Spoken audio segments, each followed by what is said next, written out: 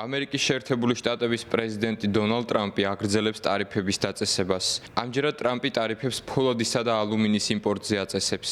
ბრძანებაში, რომელსაც შეერთებული შტატების პრეზიდენტმა ხელი მოაწერა, ნათქვამია, რომ გაუქმდება 2018 წელს დაშვებული გამონაკლისი და ამ მიერიდან ფოლადისა და ალუმინის იმპორტი მინიმუმ 25%-ით დაიბეგრება. ტრამპის თქმით, ეს აიძულებს დიდ კორპორაციებს დაბრუნდნენ ამერიკის შეერთებულ შტატებში. ჩვენ გამონაკლისების გარეშე 25%-იან ტარიფს ვაწესებთ ფოლადისა და ალუმინის იმპორტზე. ეს ნიშნავს, რომ შეერთებულ შტატებში ბევრი ბიზნესი გაიხსნება. ვაპირებთ შეხვედრებს მომდევნო 4 კვირის განმავლობაში. შესაძლოა ყოველკვირეულადაც. ვისაუბრებთ სხვადასხვა თემაზე, ნარკოტიკებზე, ფარმაცევტულ საშუალებებზე. გვეგმავთ ახალი სამუშაო ადგილების შექმნას. ამერიკა იქნება უფრო ძლიერი, ვიდრე აქამდე იყო. დონალდ ტრამპის აზრით, ტარიფების დაწესება და ზეწოლა იმ ამერიკელებზე, რომლებიც იმპორტირებულ პროდუქტს მოიხმარენ, საბოლოოდ შიდა წარმოებას გააძლიერებს.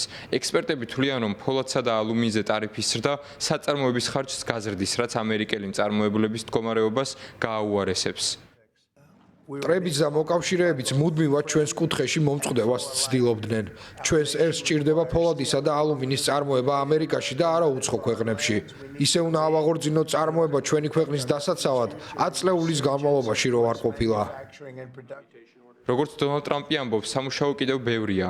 მან ხელი მოაწერა ბრძანებას, რომელიც ქაღალდის საწრუპებს აკრძალავს. მან ბრძანებას ხელი ორშაბათს, 10 თებერვალს მოაწერა. ჩვენ ისევ პლასმასის საწრუპებს გამოვიყენებთ, რადგან ქაღალდის არ მუშაობს. ისინი მალე იშლება. თუ სითხეც ხელია, ქაღალდი ვერ უძლებს. მხოლოდ 5 წუთი ან რამდენიმე წამი. სასაცილო სიტუაციაა და ამიტომ ვაბრუნებ პლასმასისას. არა უშავს.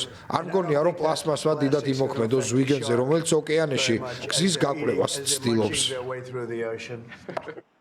დონალდ ტრამპმა გააუქმა ბაიდენის ადმინისტრაციის ბრძანება, რომელიც 2035 წლისთვის პლასტმასის ერთჯერადი საწრუპების ქაღალდით ჩანაცვლებას ითვალისწინებდა.